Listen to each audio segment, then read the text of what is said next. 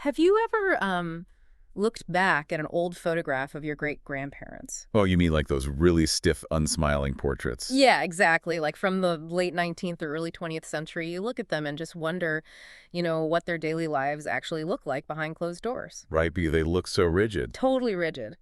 But more specifically, have you ever looked at the history of how those generations raised their children and just found yourself thinking, like, what on earth were they doing? I think anyone who reads historical accounts of parenting thinks exactly that. Right. Well, welcome to Today in the Hypothesis. Mm-hmm. Usually when we approach a medical or a psychological diagnosis, we expect this level of, I guess, engineering precision. Like a broken bone. Exactly. Like if you fracture your tibia, an X-ray gives you this stark, undeniable white line.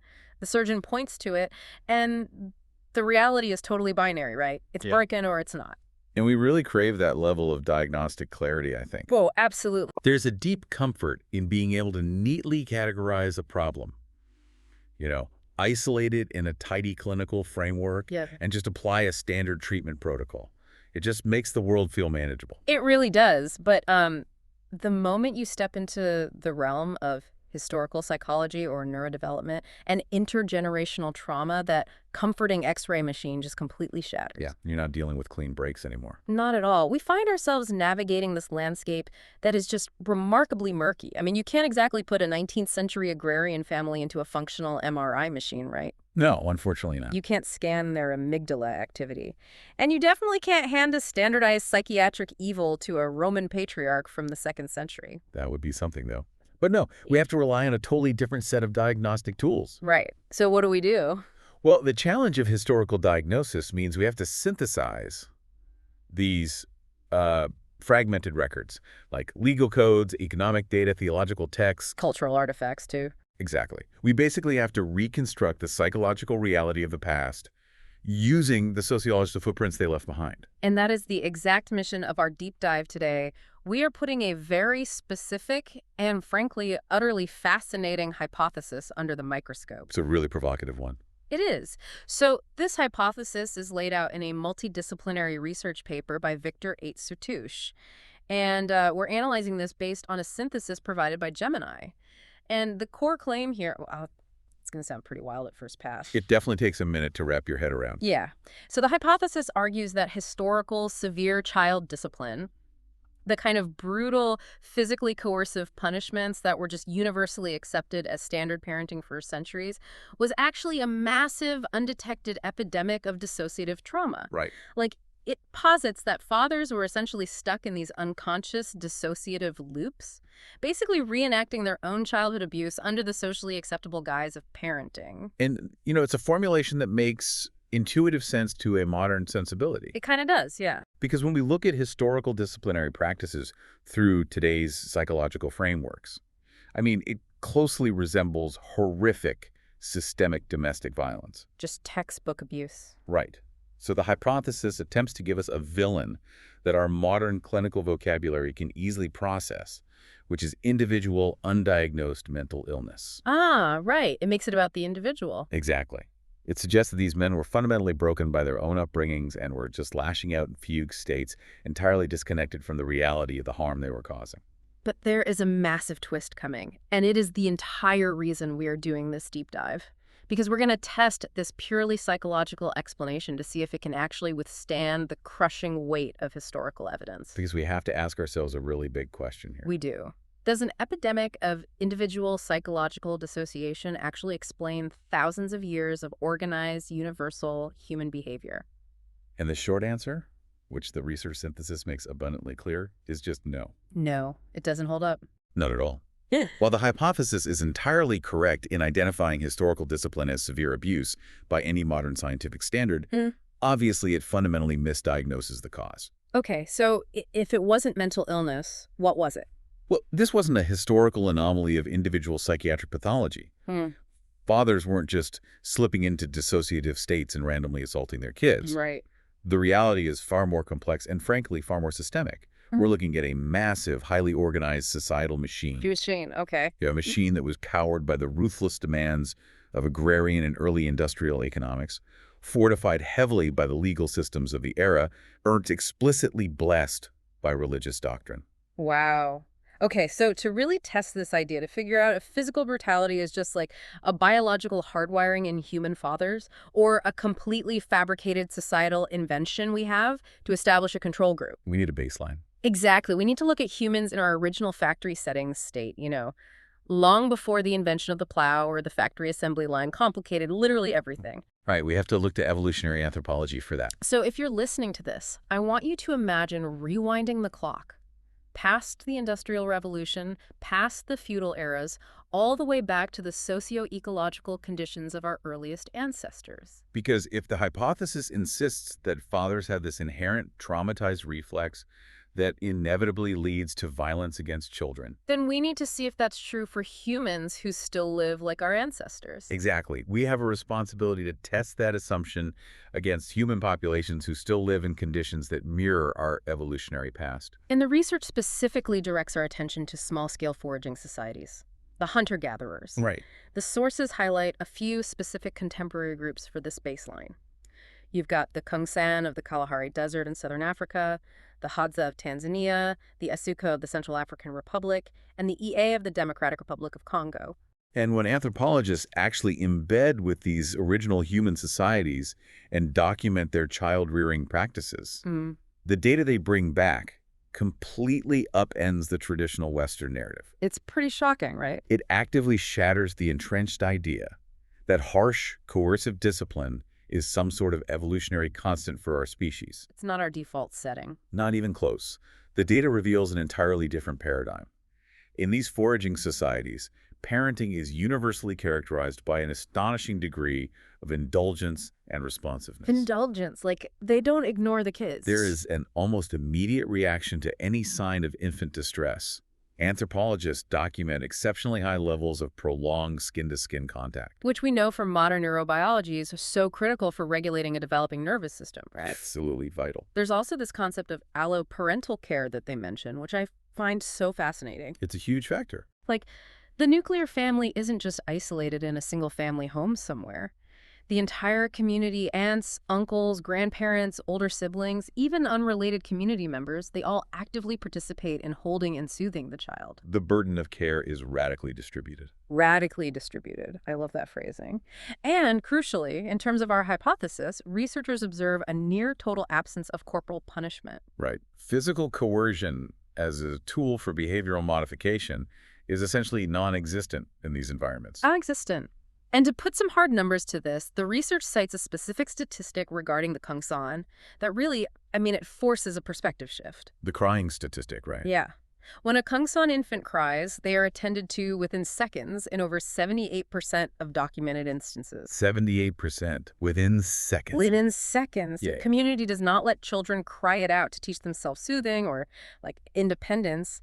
And when it comes to older children, physical punishment is described in the anthropological literature as exceptionally rare. Which is a radically different picture from the strict, emotionally distant, authoritarian patriarch of, say, the 19th century Victorian era. It's like night and day. And the role of the father in these foraging groups is a really critical data point. Tell me about the Aka fathers, because that stood out to me. Oh, yeah. Fathers in societies like the Aka are frequently observed displaying incredibly high levels of direct, intimate, and affectionate care. They actually hold their kids. They hold their infants, they soothe them, they play with them for hours. This empirical reality directly challenges the deeply ingrained cultural assumption that paternal authority must, historically or biologically, express itself through distance and violent coercion. Right. Okay, let's try to map this out conceptually. Sure. Think about a hunter-gatherer society as a highly skilled jazz ensemble. Okay, I like that. In a jazz band, everyone is improvising together, right? The musicians are constantly sharing auditory space, they're listening intently to subtle cues, and moving fluidly as a single unit. The cohesion relies entirely on cooperative autonomy. Exactly. Cooperative autonomy. You absolutely cannot have a rigid dictator in a jazz band standing at the front demanding everyone play the exact same metronomic beat, or the whole performance falls apart. Right. Social survival in a foraging context relies on voluntary sharing, egalitarian social structures, and deep mutual respect, not coercive hierarchy. But then a massive, unprecedented transition occurred in human history, didn't it? It did, and it completely rewrote the rules of social organization. We're talking about the shift from nomadic foraging to sedentary agriculture and pastoralism, the invention of farming, The exact moment we stopped chasing our food and started planting it. which changes everything. Everything. Agrarian societies require a social architecture that is fundamentally opposed to the egalitarian nature of foraging groups. Because now you have stuff to protect. Exactly. The moment a population settles in one location, the concept of private property emerges. And the need to defend that property creates social stratification. It creates the concept of inheritance. But most importantly, on just a day-to-day survival level, you suddenly have fields that must be plowed. You have livestock that must be aggressively protected from predators. And hard. Massive harvests that must be brought in during very narrow, unforgiving weather windows before a frost just destroys the entire food supply. So in this new reality, children underwent a profound reclassification, didn't they? A total reclassification. They ceased to be merely cherished community members and were immediately transformed into critical, indispensable labor assets. Labor assets. So if the hunter-gatherer society is the jazz ensemble, the agrarian society is a strict, unyielding military march. That's a perfect contrast. Because the cohesion of an agrarian family unit relies entirely on rigid hierarchy, absolute obedience, and immediate task compliance. If you're relying on a jazz-style improvisation when the sheep need be sheared or when the wheat has to be harvested before a thunderstorm hits, The work doesn't get done. and the family literally starves to death over the winter. Exactly. Enforcing that level of rigid, daily task compliance on young, developing brains and bodies necessitated the introduction of physical coercion. It was a necessity. The socio-ecological and economic incentives had fundamentally irrevocably shifted. So the sudden historical emergence of harsh physical discipline was not caused by a mysterious population-wide outbreak of paternal dissociative disorders. No, it was to direct structural response to the brutal, unforgiving demands of agricultural production. Okay, we really have to pause and look closely at the mechanics of this.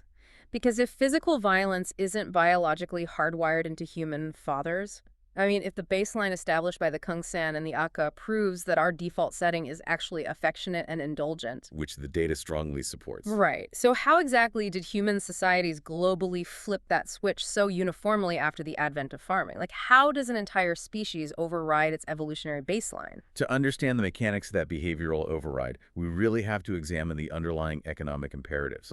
The survival economics, really.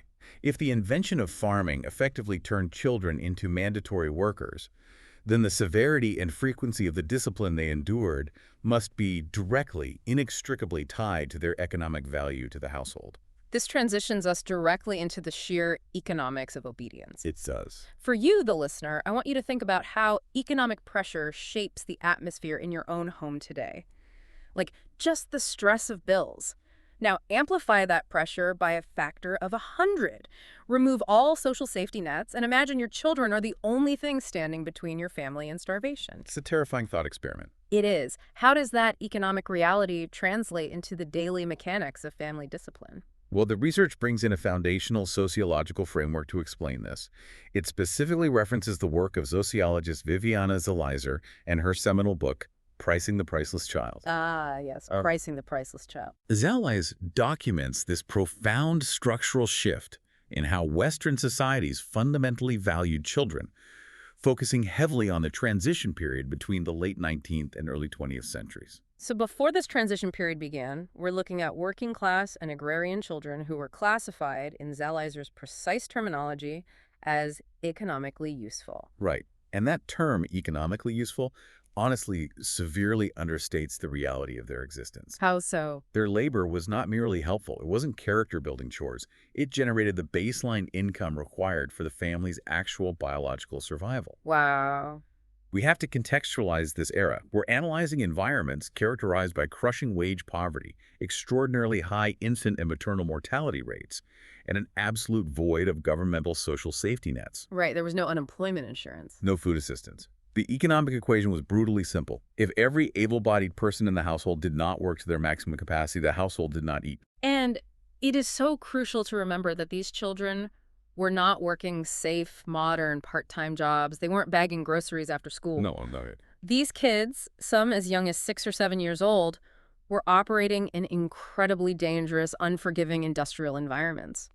They were working incredibly long shifts in deafening textile mills, navigating dangerous machinery that could crush a hand in a second. Or they were sent deep underground into coal mines where the physical risks were just constant. So in that specific high-stakes economic regime, physical punishment served a very distinct function. It did. It was not an erratic loss of temper by a mentally unstable parent. Right. It was actively utilized as a literal managerial tool. Violence, or the constant threat of violence, was deployed to compel maximum work output. It was essentially performance management. Exactly. It was used to enforce immediate obedience in chaotic environments where a moment of distraction or a simple mistake could get a child maimed or killed by industrial machinery. And furthermore, it was used to aggressively curb any childhood behavior like playfulness or insubordination, or even simple exhaustion that threatened the household's fragile, absolutely necessary income stream. Yes. So if we force ourselves to look at the historical father through this purely economic lens, the entire picture shifts. The dissociation hypothesis just evaporates. It totally does. He is not an erratic, traumatized abuser dissociating from reality in a fugue state. He operates much more like a middle manager in a high-stakes factory where the production quotas dictate literal family survival. He has a quota to meet to keep a roof over his family's head. Exactly. And culturally accepted physical violence is the primary sanctioned tool at his disposal to ensure compliance from his workforce, which just happens to be his own children. And that framing is incredibly harsh, and it's profoundly disturbing to our modern sensibilities. But from a macroeconomic perspective, it reflects the stark reality of the era. But things changed, obviously. They did. The data reveals a massive, sweeping societal shift that occurred roughly between the 1870s and the 1930s. The 1870s to 1930s, what happened? During this window, several massive structural changes collided simultaneously. First, you see the widespread expansion of compulsory public education. Kids had to go to school. Right. Second, you see the hard-fought introduction of federal child labor restrictions that physically removed children from the factories and mines. Thank goodness for that. And crucially, this is the big one, you see a steady, significant rise in real wages for adult workers. The adult wages factor is huge because it means that for the first time in modern history, parents were finally generating enough income on their own that they didn't literally require the wages of their 7-year-old child to purchase the week's groceries. The economic pressure valve was finally released. It's amazing how that shifts everything. It really is.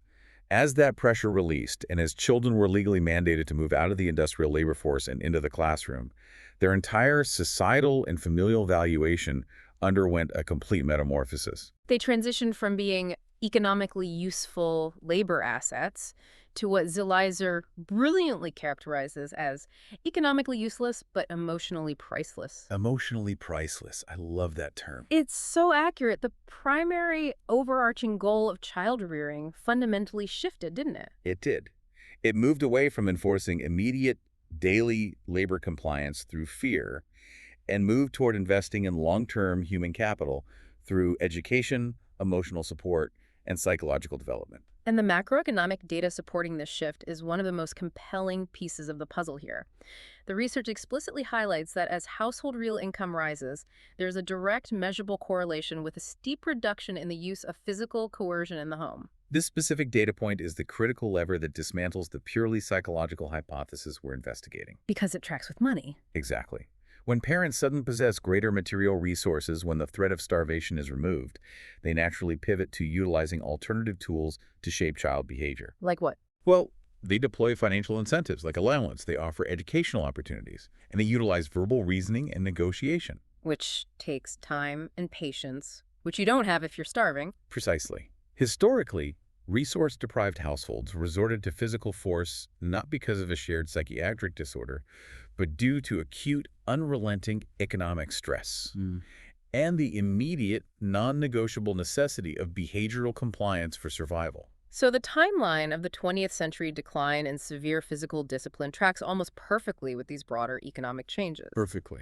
The reduction in violence tracks with the implementation of child labor laws and the rise of adult union wages. It completely undermines the idea that a sudden, mass psychological recovery from an epidemic of dissociative disorders caused parents to stop beating their children. The driving force wasn't a sudden breakthrough in mental health. The driving force was the economy. The overarching economic imperative for absolute unthinking obedience just vanished. And when the necessity for that specific type of obedience disappeared, the violent enforcement mechanisms required to maintain it naturally began to wane. The economic scaffolding supporting the violence collapsed. Okay, but this economic reality leaves a massive gaping hole in the narrative. What's that? Well, we can understand the economic imperative, right? The father needing the child to work. We understand the father acting as this brutal middle manager. But how in the world did society legally protect him? The legal framework. Because even if you desperately need your kid to bring home a paycheck from the textile mill, beating them with a belt or a piece of wood is still fundamentally an act of assault. How did the global legal systems handle this level of systemic domestic violence?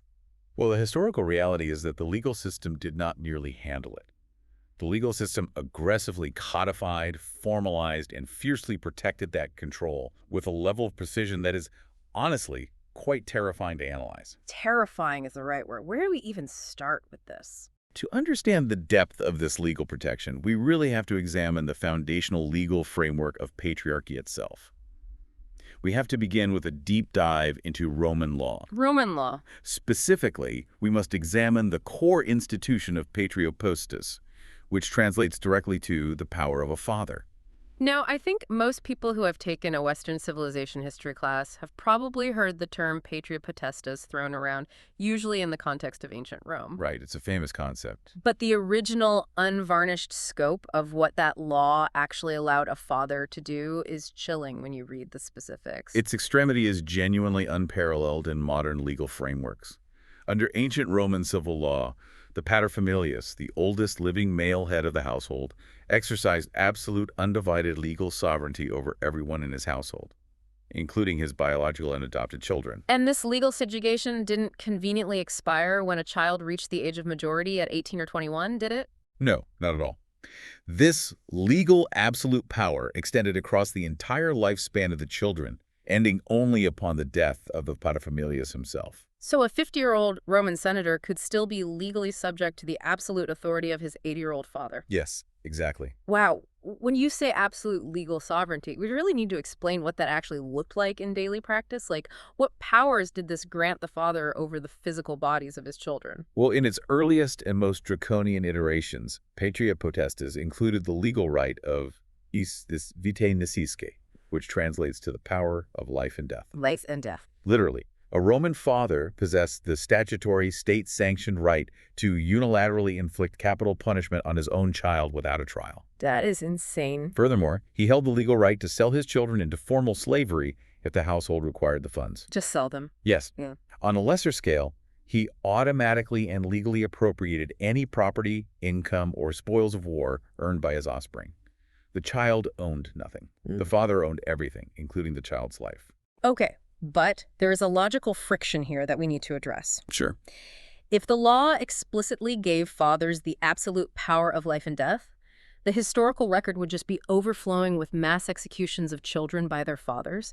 But we know that didn't happen. Right, it wasn't a daily occurrence. Doesn't the fact that fathers weren't constantly executing their children indicate the deeply ingrained social norms and, community expectations actually restrained their behavior far more effectively than the statutory law did?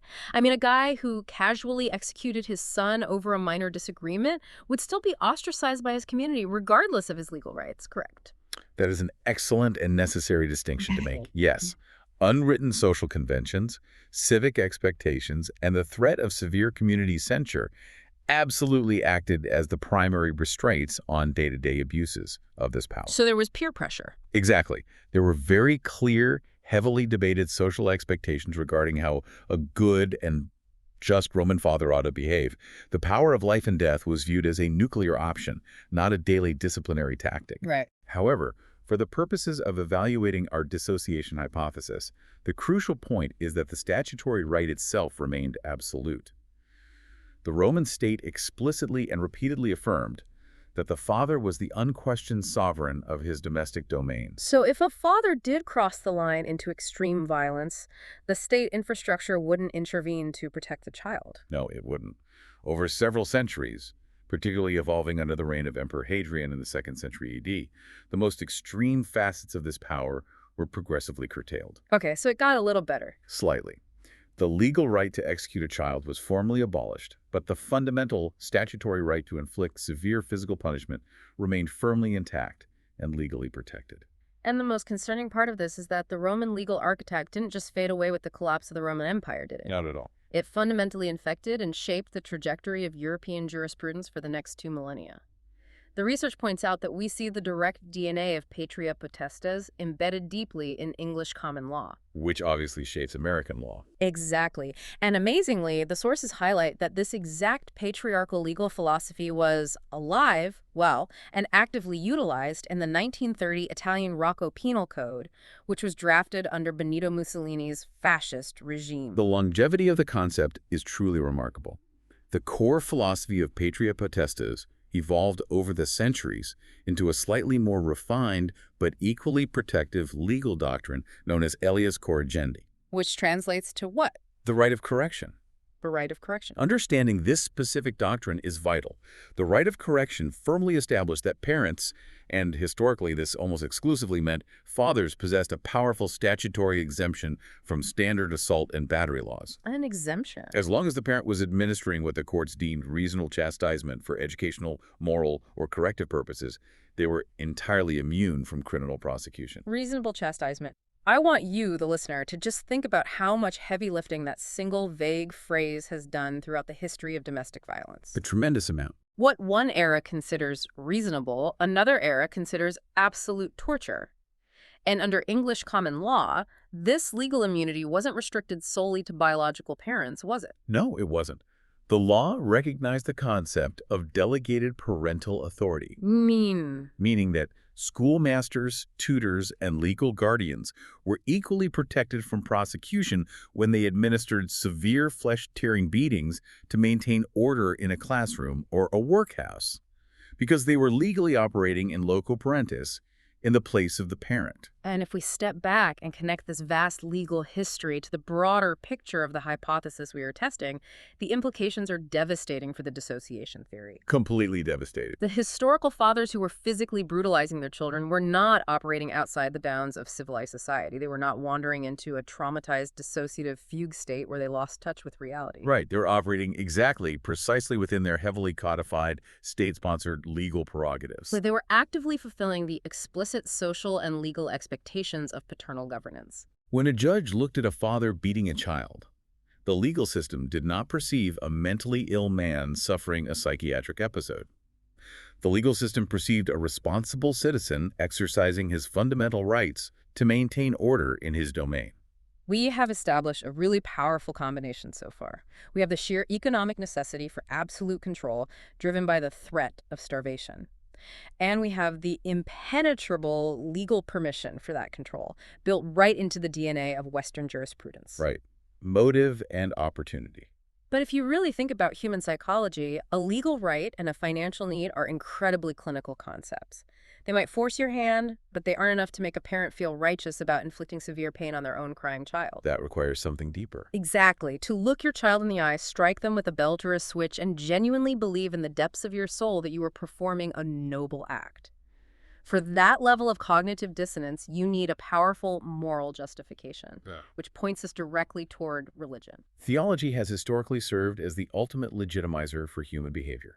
It has. If the economic reality created the motive, and the legal system provided the opportunity and the shield, religious doctrine provided the mandate. The mandate. It historically dictated that you not only could physically discipline your child, but that you must do so. We have to critically examine the Judeo-Christian theological legitimization of physical discipline. Let's do that. Because this theology framed harsh physical chastisement not as an act of domestic cruelty or a failure of parental patience, but as a direct divine mandate that was absolutely necessary for the child's moral and eternal salvation. The research dives straight into the foundational texts here, specifically focusing on the Old Testament wisdom literature. Yes. The book of Proverbs in particular has functioned essentially as a globally distributed, divinely inspired parenting manual for centuries. And the verses contained within Proverbs are incredibly explicit in their instructions. For example, Proverbs 15.24 states, "He that spareth his rod hateth his son, but he that loveth him chasteneth him betimes." And Proverbs 22.15 claims, "Folly is bound up in the heart of a child, The rod of discipline drives it far from him. Right, and then there is Proverbs 23.1314, which is perhaps the most intense and consequential passage for our discussion. Do not withhold discipline from a child. If you strike him with a rod, he will not die. You will save his soul from Sheol. Sheol, of course, being translated as hell or the grave. Wow, you will save his soul from hell. For centuries, leading Christian theologians, vast religious institutions, and individual parents interpreted these specific verses with absolute literalism. They weren't seen as metaphors. No, these were not viewed as allegories. They were understood as direct, unyielding divine instructions. The logic was unassailable within that framework. To beat a child was to obey God, and to refrain from beating a child was to condemn them to spiritual ruin. I want to take a moment to debunk a massive cultural myth right here, actually, because I found this detail in the research absolutely fascinating. The Butler quote. Yes. I think if you polled 100 people on the street, 99 of them would swear that the phrase, "spare the rod and spoil the child," is a direct verbatim quote from the Bible. It is a ubiquitous phrase, but it is entirely absent from the biblical text. Entirely absent. The exact phrasing, spare the rod and spoil the child, actually originates from a satirical poem titled Hudibras, written by Samuel Butler and published in 1662. It is truly staggering to think about the mechanics of cultural memory. Like a catchy line from a piece of 17th century political satire got retroactively canonized into biblical law in the public consciousness. It just sounded authoritative enough. Right. And millions of children likely suffered because that phrase sounded like scripture.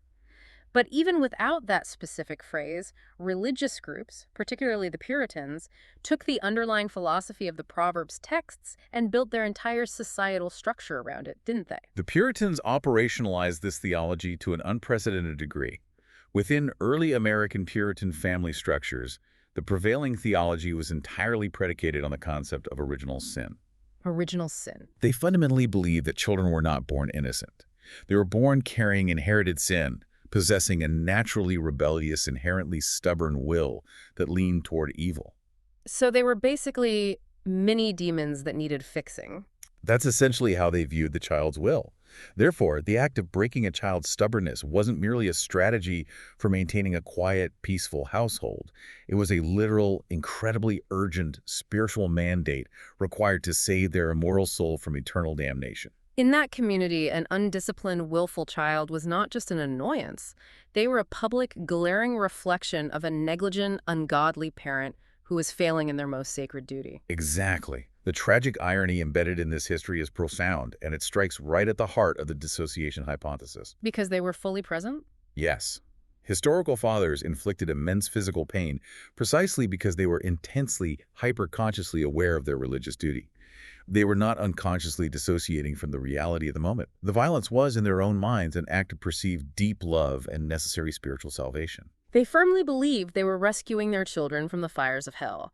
You cannot be in a dissociative fugue state while meticulously executing what you believe to be a complex religious ritual. The conscious intent completely invalidates the dissociation theory. It does. And what makes this even more fascinating from a modern, scholarly, and linguistic perspective is a specific translation detail highlighted in the research. Oh, about the rod. Yes, let's talk about this. Recent theological and historical re-examinations of the ancient Hebrew texts suggest that the specific Hebrew word shebe, which was monolithically translated as rod in the King James Version of Proverbs, likely had a very different original context. It most likely referred to a shepherd's staff.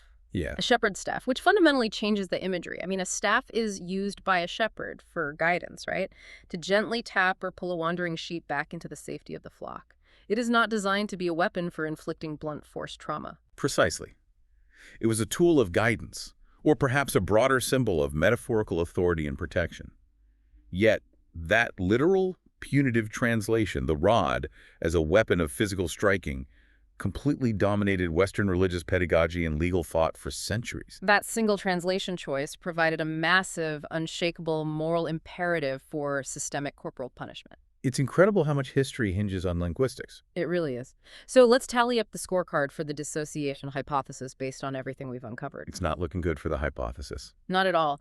The macroeconomic reality of child labor disproves it. The centuries of Roman and common law legal protections disprove it. And the explicit theological mandates disprove it. These fathers were acting purposefully, deliberately, with the full backing of society, law, and religion. Correct. But having thoroughly dismantled that specific hypothesis, we are still left with a massive question we have to answer, because the source paper is absolutely correct about one critical thing. Trauma transmission. Yes, trauma does transfer from one generation to the next. The cycle of violence is real.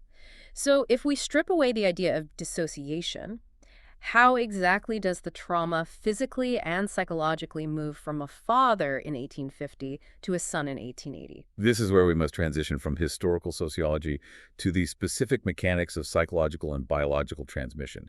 We have to clearly and firmly contrast the clinical reality of dissociation with the historical reality of punishment. Okay, let's break that down. Clinical dissociation is an incredibly complex psychological defense mechanism. It is fundamentally erratic. It is typically triggered by severe, overwhelming trauma that the brain cannot process, leading to symptoms like derealization, depersonalization, or severe impulse dysregulation. To put it in relatable terms, it's like a sudden, violent outburst where a person is triggered, they see red, they almost black out, and they act completely outside of their normal character. Correct. It is a rupture in the continuity of consciousness. But historical physical discipline was rarely an erratic, unscripted loss of control. It was highly structured. Very structured. It was often meticulously deliberate. It was a ritualized, socially expected, and proportional response to specific household infractions. So if it isn't an unconscious blackout, how does the behavior transfer across generations? The research directs us first to Albert Bandura's social learning theory. Social learning theory is a foundational concept in psychology. For the listener who might not be familiar with it, how does this actually explain generational violence? The core premise of social learning theory is deceptively simple but profoundly impactful. It says that children continuously observe, internalize, and ultimately model the behaviors of their primary caregivers. Monkey see, monkey do. Basically, when a child experiences severe physical discipline, they are not merely passively receiving physical pain. They are actively receiving a vivid, high-stakes, real-time lesson in emotional regulation, power dynamics, and conflict resolution. They're learning how the world works. Exactly. When that child eventually becomes a parent themselves, they instinctively reproduce these exact tactical responses. They do this because those specific behaviors have been explicitly encoded in their developing brains during their most formative years as the normal, effective, and culturally sanctioned strategy for modifying the behavior of others. So on a psychological level, it's essentially an intense version of monkey see, monkey do, but layered with deep emotional attachment and generational momentum. Yes. But the research synthesis doesn't stop at just behavioral modeling. It brings in this epigenetic and neurobiological angle, which I think is where the most cutting-edge, illuminating understanding of intergenerational trauma actually lies. This is where the explanation moves from behavioral observation to hard biological science. Advancements in neurobiology and epigenetics over the last 2 decades have revolutionized our understanding of trauma. What have we learned? We now know that severe, chronic early life adversity, such as unpredictable physical discipline, fundamentally alters the physical architecture of a developing brain. Specifically, it heavily impacts the hypothalamic pituitary adrenal axis, commonly referred to as the HPA axis. The HPA axis, let's break that down because it's vital. That is essentially the body's central alarm system, the network that controls our fight-or-flight stress response, right? Exactly. It controls the release of stress hormones, primarily cortisol. When a child is raised in an environment where physical violence is a constant threat, their HPA axis is essentially forced to remain permanently switched to the on position. Just constantly flooding the system with cortisol. Yes. And this chronic state of hyperarousal leads to the dysregulated production of cortisol. Over time, this cortisol toxicity physically alters brain structures. It can enlarge the amygdala, which is the brain's fear center. Enlarged amygdala. And it impairs the development of the prefrontal cortex, which is responsible for impulse control and rational decision-making. So, if you are beaten as a child, your biological stress response system is basically rewired to constantly anticipate danger. Yes. It creates a heightened, permanent baseline reactivity to stress. In practical, everyday terms, this profoundly lowers a person's biological threshold for frustration. I want to make this highly relatable for you, the listener. Imagine that traumatized child grows up. They are now an adult, and they have a toddler of their own who is throwing a massive tantrum in the kitchen, won't stop crying, or refuses to eat their dinner. A normal toddler scenario. Right. But because of the trauma they endured 30 years ago, They're biological alarm bells that enlarged amygdala ring much faster, much louder, and with much more intensity than the alarm bells of a parent who had a secure, nonviolent childhood. That is the exact neurobiological reality. Yeah. They are biologically primed at a neurochemical level to react with aggressive fight-or-flight responses when confronted with the normal, everyday stress of a child's noncompliance. But, and this is the synthesis that completely locks the puzzle together, this underlying biological vulnerability does not operate in a vacuum. It operates in perfect, destructive tandem with the social learning we discussed earlier. Let me try out an analogy here to see if I have the mechanics right. Go for it. Let's compare this intergenerational trauma cycle to a computer system. The cultural mandates, the Roman and common law frameworks, the Puritan theology, the societal expectation that a father must rule his home. All of that is the operating system, or the software that these men were explicitly trained to use. The cultural programming. Exactly. Society essentially programmed them with a script.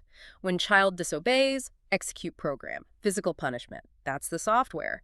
But the epigenetic trauma, the altered HPA axis, the enlarged amygdala, that means they are running that harsh, authoritarian software on overheated, highly reactive, physically damaged hardware.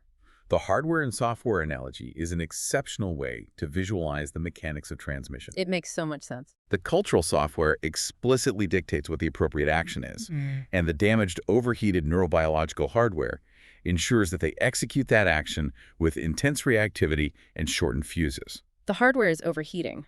The violence is a learned language, spoken fluently by a chronically stressed nervous system. It is simultaneously culturally prescribed by society and biologically facilitated by trauma, but it is definitively not an unconscious dissociative blackout. It is a system functioning exactly as it was built to function. Having mapped out this massive structure, the biology of the HPA axis, theology of Proverbs, the legal codes of Rome, and the brutal economics of the Industrial Revolution, I want to zoom back in on the human element. It's important to remember the individuals in all this. Right. How did this psychological reality, this overheated hardware running harsh software, actually manifest in the real, lived experiences of individual families?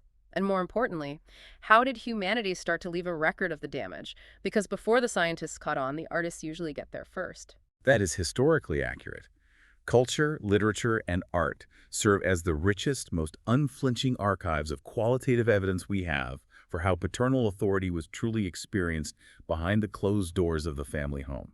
And when looking for documentation of this specific psychological dynamic, there is perhaps no document in modern history more revealing or devastating than Franz Kafka's 1919 manuscript letter to his father. It is a profound piece of writing. I spent a lot of time reading excerpts of this letter while preparing for this deep dive, and it is a remarkably difficult text to get through. It's a 47-page, intensely autobiographical document that Kafka poured his soul into, but famously, he never actually delivered it to his father. He gave it to his mother to deliver, and she refused, returning it to him. The fact that it remained undelivered speaks volumes about the very fear he was describing. In this letter, Kafka meticulously, almost clinically, catalogs the profound emotional and physical trauma inflicted upon him by his father, Hermann Kafka. And Hermann is such a perfect case study for this. He is. For the purposes of our analysis, Hermann is the quintessential case study. He was a self-made, successful bourgeois businessman in Prague. He absolutely did not view himself as a tyrant or a child abuser. In his own mind, he was a pillar of the community. Right. He genuinely thought he was building character in his son. He constantly used his own incredibly tough, impoverished, rural upbringing as the ultimate justification for his tyrannical discipline. He survived a harsh world, so he believed he had to make his son harsh to survive. He was just running the generational software he had been given. Precisely. He viewed his methods as necessary preparation for a cruel world. But Kafka's letter describes the reality from the child's perspective. He details how this overbearing, unpredictable discipline instilled in him a permanent, crippling sense of guilt, physical inadequacy, and a paralyzing, generalized fear of existence. There is one specific, heartbreaking anecdote detailed in the letter that perfectly encapsulates the arbitrary, terrifying cruelty of this disciplinary style. A balcony story. Yeah. Young Franz woke up in the middle of the night, whimpering and asking for a glass of water. Which is an entirely normal, universal child behavior. Completely mundane. Any parent has dealt with that. But his father's response was not to soothe him or get the water. Herman's response was to angrily march into the room, drag young Franz out of his bed, and lock him outside on the freezing pavlosh, a type of balcony in nothing but his thin nightshirt, leaving him there in the dark for a period of time. It's horrific. Kafka noted in the letter, written years later as an adult, that this single, seemingly minor event inflicted lingering, permanent psychological damage. It cemented the immutable image of his father as an arbitrary, omnipotent authority figure who possessed the power to banish you from safety and warmth into the cold for absolutely no rational reason. And the most fascinating part of this dynamic is how Kafka ultimately processed that trauma. How did he? Well, because he couldn't confront his father directly, the terror was too deep. He transposed this unapproachable, arbitrary, punishing authority into the foundational works of modern literature. Ah, his novels. Yes. In his novel, The Trial, you have an incomprehensible, despotic legal system that arrests and condemns a man without ever telling him what his crime is. Wow. In The Castle, you have a protagonist desperately trying to gain access to an unreachable, arbitrary authority that controls the entire village from above. Kafka literally metabolized his childhood trauma into the architecture of existential literature. He built entire literary worlds out of his fear of his father. And if you follow that cultural thread and fast forward a few decades into the late 20th and early 21st centuries, you see this exact same cataloging of intergenerational trauma explode into modern popular music. It's a very similar expression, just a different medium. The timeline of artistic expression perfectly mirrors society's broader psychological awakening. Kafka wrote a desperate private letter in 1919 that he was too terrified to even hand to his father. But modern musical artists take those exact same themes of parental alienation and scream them through massive PA systems to millions of people in sold-out stadiums. The sources specifically call out a fascinating list of musical artists from the 90s and 2000s that capture this transition perfectly. Yeah, you have bands like Everclear with their song Father of Mine, which explicitly links a father's past trauma and abandonment issues to his current inability to love his own family. It's a direct examination of the inherited cycle.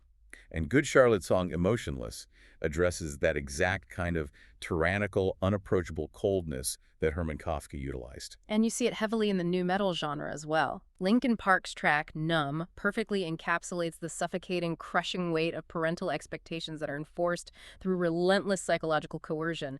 The lyrics are entirely about the desperate, exhausting struggle to break free from inherited behavioral patterns and the demand for absolute compliance. What is most vital to understand here is the massive cultural shift these songs represent in the aggregate. The exact same disciplinary behaviors and emotional distance that Hermann Kafka proudly, publicly defended as necessary character building in the early 1900s are universally, unequivocally identified in these late 20th century songs as profound emotional devastation and systemic abuse. The cultural lens through which we view the parent-child dynamic had completely inverted. Which brings up a critical question. When you look at men like Hermann Kafka, who genuinely thought he was doing the right thing based on his own upbringing and the laws of his time, at what specific point in modern history did the general public, the international legal system, and the scientific community finally align, look at the Hermann Kafkas of the world, and declare, actually, this is no longer parenting, this is a crime? That question leads us directly into the modern reevaluation of childhood and the establishment of the human rights paradigm. The human rights paradigm. Yes. For the vast majority of modern history, even well into the 20th century, international and domestic legal systems explicitly and intentionally avoided intervening in private family life. The prevailing philosophy was that the home was a man's castle and the father was the undisputed king of that castle. The state had no business inside the front door. But that changed. The definitive global turning point occurred in 1989. You are referring to the United Nations Convention on the Rights of the Child, commonly known as the CRC. Yes, the CRC. And specifically, we must look at the impact of Article 19.1. This was a monumental, earth-shattering paradigm shift in international law. Why was it so monumental? Because for the first time on a global stage, children were explicitly legally recognized not as the property of their parents and not as becomings who would eventually get rights when they turned 18, but as independent current human rights holders. Independent rights holders, that's huge. Article 19 demanded that signatory states protect children from all forms of physical or mental violence, injury, or abuse while in the care of parents or legal guardians. And crucially, the UN didn't leave any wiggle room for those historical loopholes to survive, did they? They specifically went after the old reasonable chastisement defense we discussed earlier. They absolutely did, though it took a follow-up action to cement it. In 2006, the UN Committee on the Rights of the Child issued General Comment Number 8. What did that do? This document officially and unequivocally defined corporal punishment as any punishment in which physical force is used and intended to cause some degree of pain or discomfort, however light. They officially declared all forms of corporal punishment to be invariably degrading, and they issued a direct mandate demanding that all signatory nations systematically remove all legal defenses, like the right of correction or reasonable chastisement, from their domestic penal codes. And this wasn't just symbolic UN posturing. It resulted in massive, tangible legal changes worldwide. Over 60 countries have now completely banned corporal punishment in all settings, including within the private home. That's a massive shift from the Roman era. You have jurisdictions like South Africa, Scotland, and Wales that took the extra necessary step and formally reclassified parental physical discipline as criminal assault. In those jurisdictions today, if you hit a child to discipline them, the legal system treats it exactly the same as if you walked up and hit an adult stranger on the street. The legal shield of patria potestas has finally been shattered. And it is essential to note that this sweeping legal and cultural shift is not based merely on changing moral sentiments. It is entirely backed by modern developmental science. The data supports it. Decades of rigorous, peer-reviewed longitudinal studies have proven beyond any shadow of a doubt that physical punishment completely and utterly failed to achieve its stated goal of long-term behavioral compliance. It just doesn't work. It doesn't.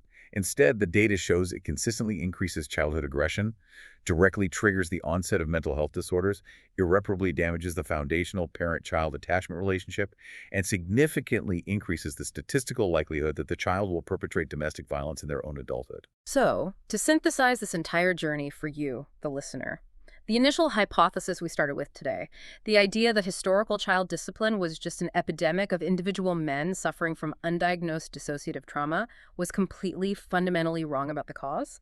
The mechanism wasn't a glitch in individual psychiatry, but, ironically, the hypothesis was right about one vital, undeniable truth.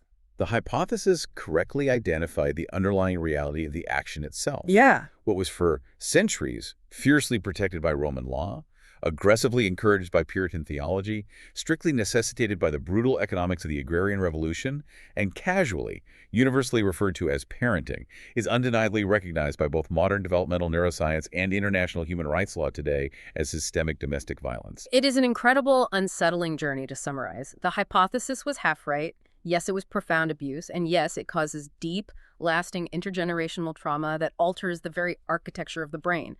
But it was not just a bunch of individually traumatized men suffering from clinical dissociation in a vacuum. Not at all. It was a massive, highly efficient, global structural system. It was built on the back of agrarian economics. It was defended by centuries of common law. It was blessed by literal interpretations of religious dogma. And it was passed down meticulously, generation by generation, through social learning and epigenetic trauma.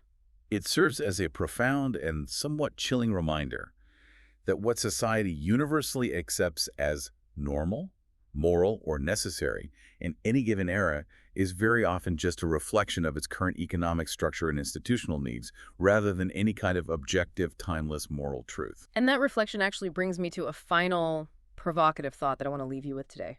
We've just spent the last hour proving how our ancestors literally molded their parenting styles, twisted their theology, and wrote their laws to fit the intense physical economic demands of the agrarian and industrial eras. They did what they had to do to survive the system. They desperately needed compliant, obedient physical laborers to survive, so they systematically built a brutal disciplinary apparatus to produce them. A deeply unsettling, but historically accurate summary of the human condition. So here is something I want you to mull over as you go about your week. If our ancestors so easily and completely reshaped the psychology of their children to serve the economic engine of their time, what is our current economy doing to us? Oh, that's a big question. We live in a highly digital, incredibly isolating, attention-driven, AI-powered economy that demands constant engagement and commodifies our focus. What is this new economic structure silently programming us to do to the next generation of children without us even realizing it? Are we repeating the cycle in a new way? Are we right now running a brand new kind of societal software on our kids' developing brains that historians will look back on in 100 years, analyze the data, and ask themselves, what in the world were they thinking? Yet that is a phenomenal and frankly terrifying question to end our analysis on. Thank you so much for joining us for today in The Hypothesis. We love digging into these massive societal shifts and pulling apart the hidden machinery of history. If you love history, psychology, or just a really good paradigm shift that makes you question the very foundations of why we do what we do, please hit subscribe, leave us a review, and most importantly, share this deep dive with a friend who loves to fall down these intellectual rabbit holes. We'll see you next time.